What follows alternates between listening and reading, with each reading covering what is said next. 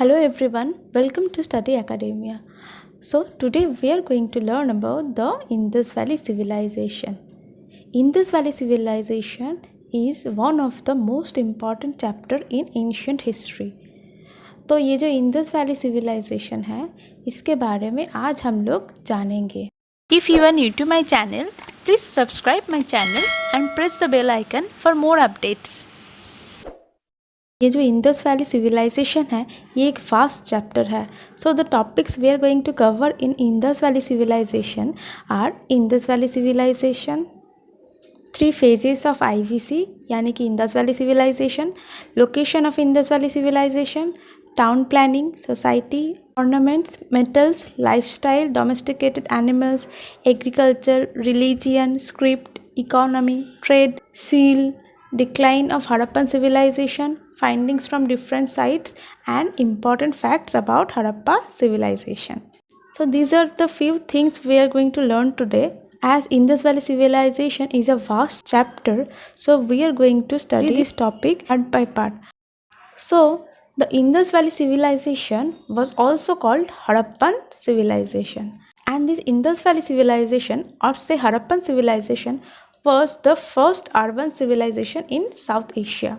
ये जो Indus valley civilisation है ये साउथ एशिया में फर्स्ट अर्बन सिविलाइजेशन था. So the first discovered site was Harappan site. So for this reason this Indus valley civilisation was also called Harappan civilisation. It forms a part of the proto-history of India and belongs to the Bronze Age. Proto-history मतलब pre-history and history के बीच में आता है proto-history. तो ये जो Indus valley civilisation है ये प्रोटो-हिस्ट्री का एक पार्ट था.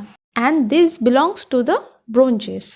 The Mesopotamians called the Indus region Meluha. मेसोपोटामियंस जो थे वो लोग इंडस वैली सिविलाइजेशन को मेलुहा भी कहते थे. इन 1924 sir John Marshall, director general of the ASI, announced the discovery of a new civilization in the Indus Valley to the world. So in 1924, a person named John Marshall, Director General of ASI, means Archaeology Survey of India, he announced the discovery of a new civilization to the whole world. अब आते हैं Indus valley civilisation के types पे. We can classify Indus valley civilisation in 3 phases. The first phase is the early or pre-Harappan phase from 3300 to 2600 BC. ये जो था ये pre Harappan phase था और अर्ली हड़प्पन फेज भी इसको हम लोग बोलते हैं. उसके बाद आता है mature Harappa phase. The mature Harappa phase was from 2600 BC 1900 BC and then comes the late Harappan phase.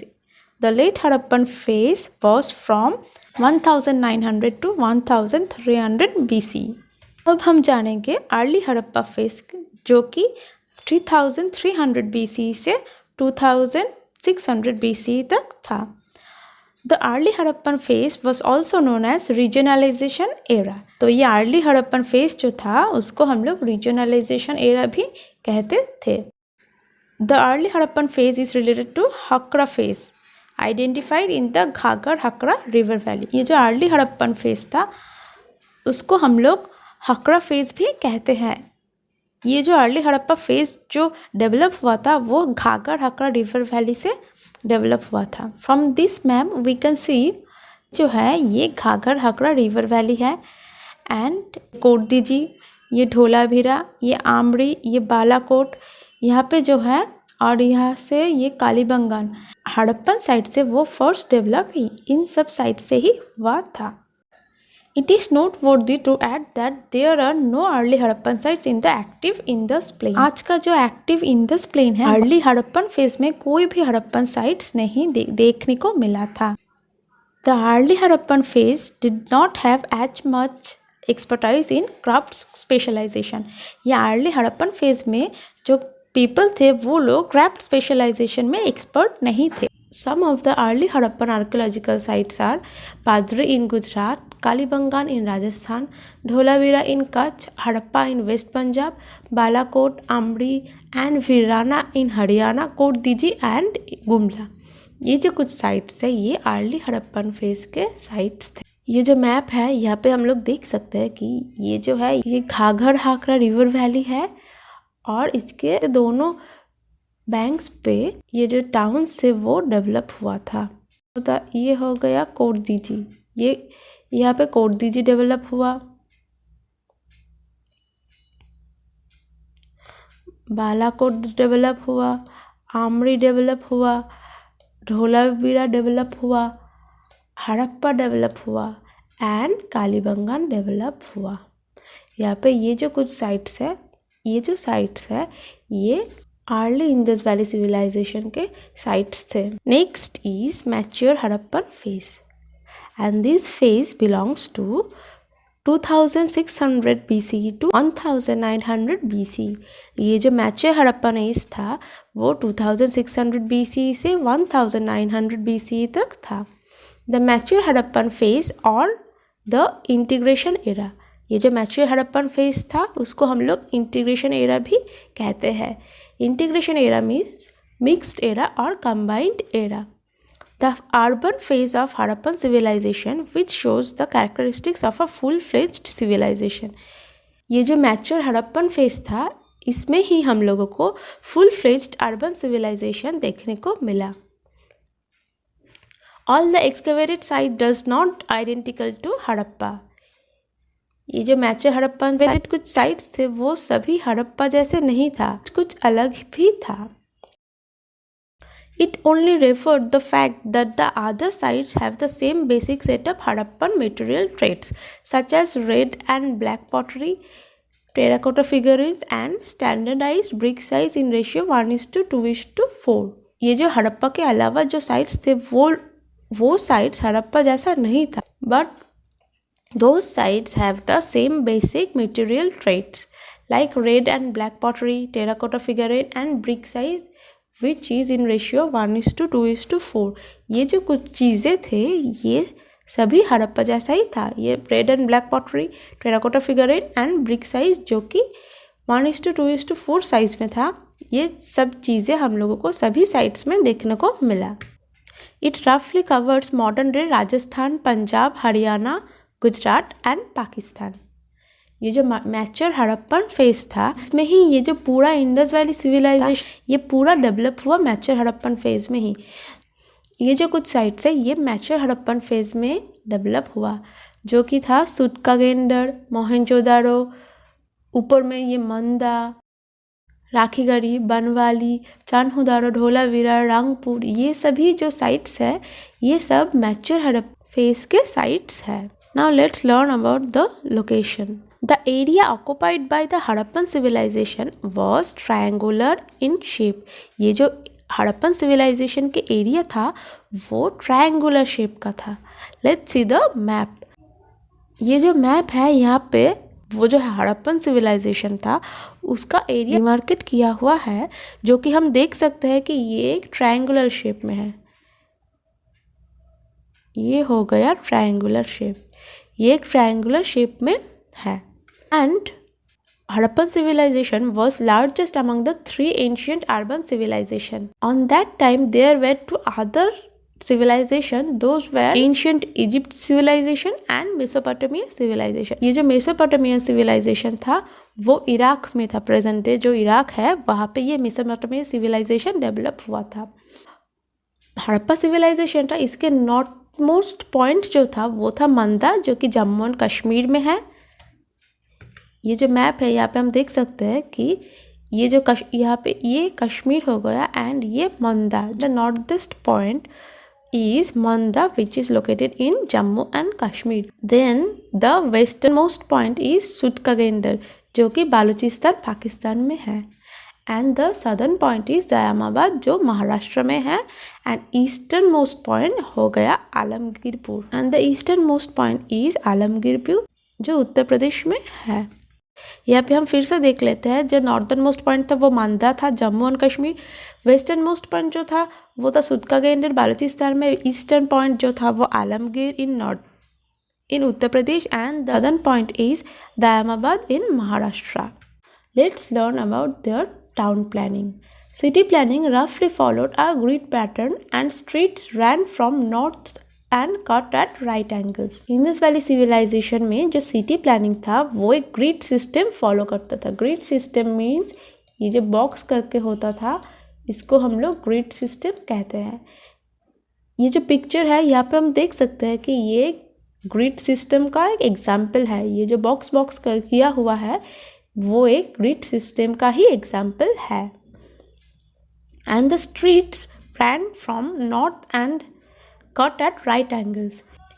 ये जो बीच में है ये स्ट्रीट्स है एंड ये राइट एंगल्स में कट करता था. मीन्स कि 90 डिग्री एंगल से ही अनदर स्ट्रीट जो था वो होता था. ये एक और स्ट्रीट होगा जो 90 डिग्री एंगल में कट करता था. ये जो है ये हड़प्पन सिविलाइजेशन के एक पिक्चर है जहाँ पे देख सकते हैं कि ये जो है ये एक स्ट्रीट है जो कि 10 मीटर वाइड था तब and another street cut this street from 90 degree angle. The streets were wide, the main street being 10 metres wide and dividing the town into rectangular and square blocks.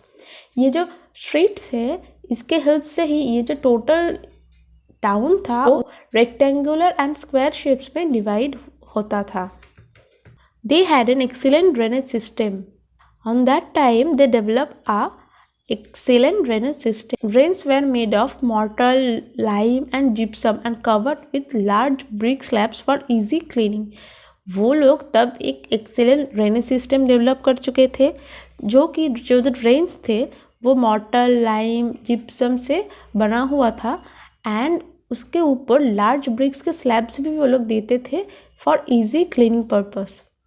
No window faced the streets and the house had tilted bathrooms. उन लोगों के जो house था उस house के जो Windows था वो विंडोज स्ट्रीट फेस नहीं था. and the bathrooms in their houses were tilted in shape. Some houses had their own wells. कुछ हाउस में उन लोगों के पास खुद के वेल्स भी था. There were lamp posts at intervals. Street में हम लोगों को एक इंटरवल्स के बाद लैम्प पोस्ट भी देखने को मिला था. Houses were often of 2 or more stories, though varied in size but quite monotonous.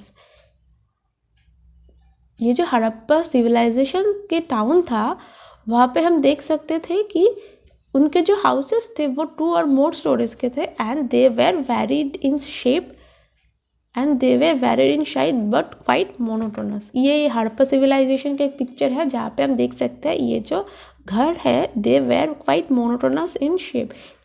ये सब जो घर है ये सब एक जैसा ही देखने को था. They used burnt bricks of good quality. उन लोग burnt bricks यूज़ करना सीख चुके थे एंड जो bricks वो लोग यूज़ करते थे वो good quality के bricks थे. And the unique feature of this brick was its identical ratio of 1:2:4 in terms of thickness, width and length.